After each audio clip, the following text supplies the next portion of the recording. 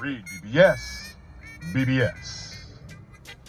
Jaron, Boots Ennis, one of my 5 favorite current fighters, finally making his junior middleweight, super welterweight debut. And he's debuting against who? Subscribe, comment. Remember, sharing is caring. Love tap and or giving you a choice and or bitch slap that like button for your boy. And shout out to the homies at fightbeat.com. Can you step to this? I'm a timeline, I'm a chronological order type of dude. So let's attack it that way. Jaron Boots Ennis. You've heard of him.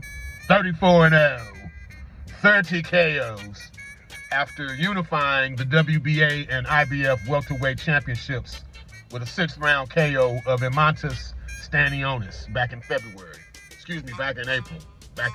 Boots had been struggling to make 147 pounds. It was very evident in his last 2 weight cuts for Stanionis and particularly for Karen Chikadzian, his rematch with Karen.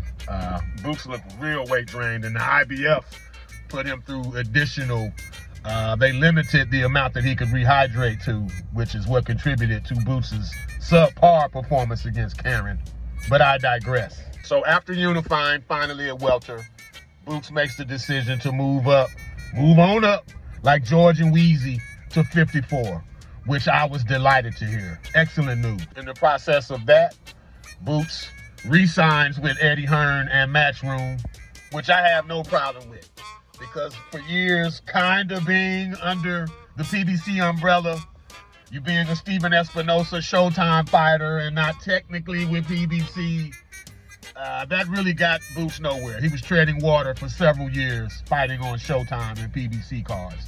So I was glad when he got with Eddie Hearn, and I was gladder that he re-signed with Eddie Hearn. These days, when a reigning champion,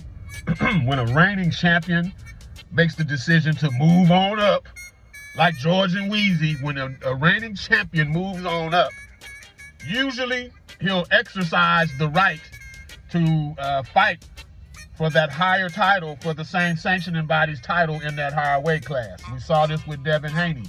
He was the undisputed lightweight champion. When he moved up to 140, he petitioned to fight Regis Prograis, who was the reigning WBC super lightweight champion. We saw the same with Bud Crawford, undisputed welterweight champion, moved up to 54, and he fought the reigning WBA champion, Israel Madrimov.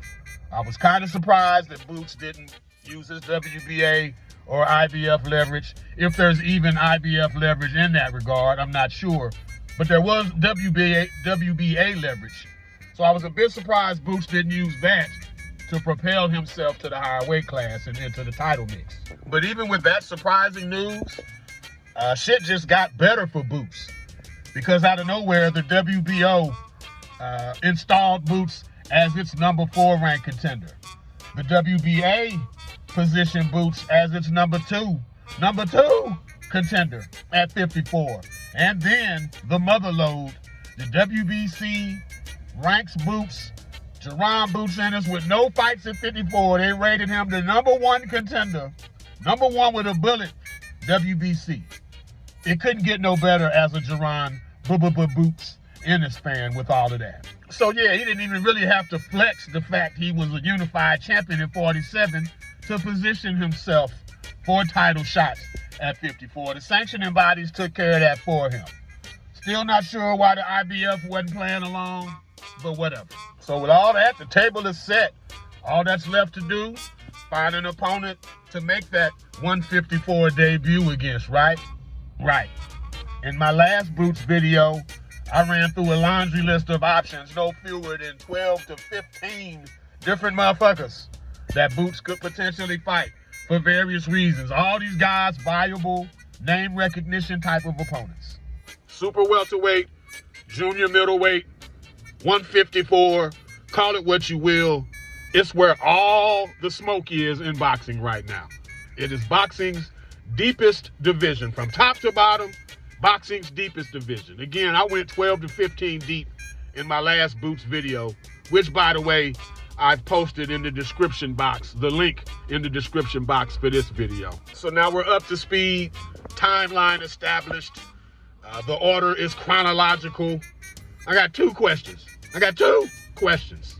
Number one, who the fuck is Uisma Lima?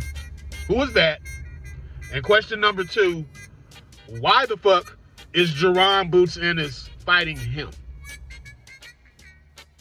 Uisma Lima, 14-1, 10 KOs, born in Angola, fighting out of Portugal. Okay. What else? Who? Why? What else? To call this disappointing would be an understatement. Look, no one was expecting Boots to fight top dogs. We wasn't expecting Virgil Ortiz right out the gate, or Sebastian Fundora, or Bakram Murtazliev. We weren't expecting that. But what about Ennis Tellez? What about the talks with Josh Kelly? Hell, Speedy Rashidi Ellis wanted to smoke at 54, and he would have just been moving up to 54 at that. What about Charles Conwell? What about some of these guys? Again, who the fuck is Uisma Lima, and why the fuck was he the chosen one for Boots' debut? I'm still trying to wrap my head, this white Bozy Ennis cloth top. I'm trying to wrap my head around this. Now, don't get it twisted. Being disappointed is a part of fandom, and I'm no less a fan of Jaron Boots Ennis today than I was yesterday or any days prior. Still disappointed though. And Boots' press release comments after this mismatch was announced certainly doesn't help at all. Those comments don't help at all. They can say what they want. It don't make me a difference. These dudes can't tie my shoes. I'm the best in the world, and they know it. I want all the big names and belts. The tour continues. I hear what you're saying, Boots. I hear you. I hear what you're saying. But I also see what you're doing. And actions speak louder than words, bro. Actions speak louder than words. Again, nothing drastic. Still a fan here. But this chips away at the notion that Boots, he couldn't get fights. Nobody wanted smoke, man. He tried to fight everybody, man. No one wants to fight him.